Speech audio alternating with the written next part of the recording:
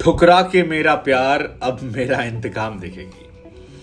देखिए, यूपी बिहार में अक्सर कहा जाता है कि लड़की जब लड़के का दिल तोड़ देती है तो लड़का जो है वो यूपीएससी क्रैक कर लेता और कहता है ठुकरा के मेरा प्यार मेरा इंतकाम देखेगी। लेकिन इंडिया और पाकिस्तान की लव स्टोरी के बीच में जब अंजू जी पाकिस्तान पहुंच गई, वहां जाकर ब्याह कर लिया, वहां बैठकर फोटो खिंचवाती रही, फोन पर अपने पति को हड़काती रही, ना इज्जत दी ना सम्मान दिया, जो था वो ले लिया और ये भी कर दिया कि अब लौटेंगे नहीं। तो पति ने कहा कि बहुत हुआ सम्मान, अब देखो मेरा इंतकाम।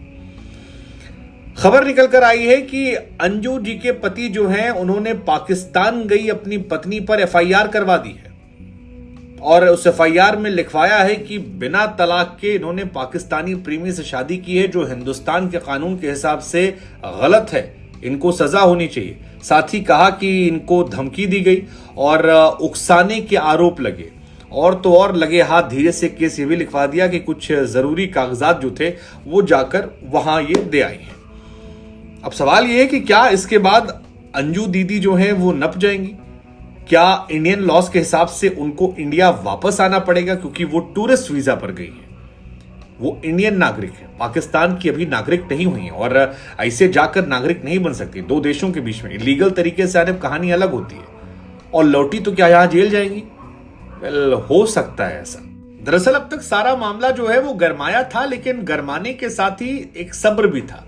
सब्र इस बात को लेकर था कि चलो ठीक है, जो हुआ सो हुआ, अब दीदी लौटेंगी तब देखा जाएगा, यहीं मिलकर बातचीत की जाएगी। लेकिन जब खबर निकल कर आई कि पाकिस्तान की एम्बेसी ने अंजू का वीजा जो है उसे एक्सटेंड कर दिया है और अगले 1-1.5 महीने वहां रहने वाली है, फिर हो सकता है अगली बार भी एक्सटेंड कर दी जाए और फिर ऐसा हो सकता है कि समय सीमा जो उनकी बढ़ाया जाए ताकि शादी कर लें वो और सेटल्ड वहां हो जाए। तो पति को लगा यार हमको क्या मिला, मतलब तुम वहां बैठ के हमारे बच्चे की कस्टडी मांग रहे हो और हम पर दबाव बना रहे हो, वहां से हमको फोन पे हड़का रहे हो सिर्फ इस बात के लिए कि तुमसे हम मोहब्बत करते हैं। रुको जरा बताते हैं कि मोहब्बत में आशिक जब बौराता है तो किस हद तक चलाता है।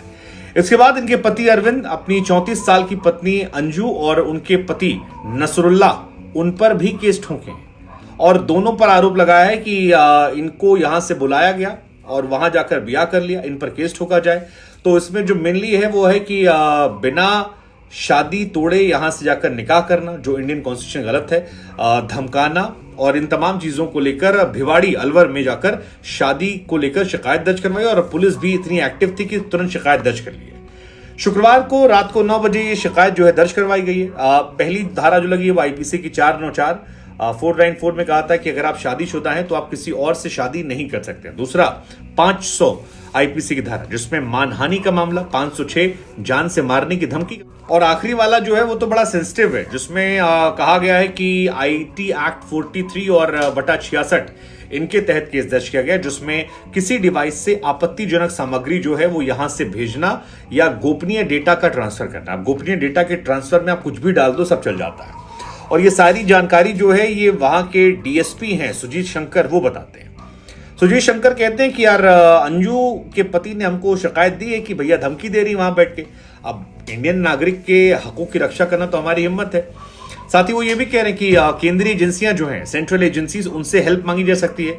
ऐसा हो सकता है कि सेंट्रल एजेंसीज से हम कहें कि दीदी को वहां से बुलाइए, दीदी से हमको पूछताछ करनी है और वहां जाकर जो रायता फैलाई हो क्या है। अब इसमें 2 मायने हो सकते हैं। एक मायने तो ये हो सकते हैं कि भैया जो अंजू दी के साथ हो रहा है वो सब जेन्युइन है, इन लोग को लगा कि यार हमारी फजीयत हो रही है तो लगा कि ठुकरा के मेरा प्यार मेरा इंतकाम देखेगी। और दूसरा फैक्टर जिसकी सुबुगाहट है, हालांकि उसमें सच्चाई नजर नहीं आ रही है, वो ये कि पाकिस्तान में हो सकता है उन्हें प्रेशराइज किया गया, प्रेशराइज वहां रहने के लिए, प्रेशराइज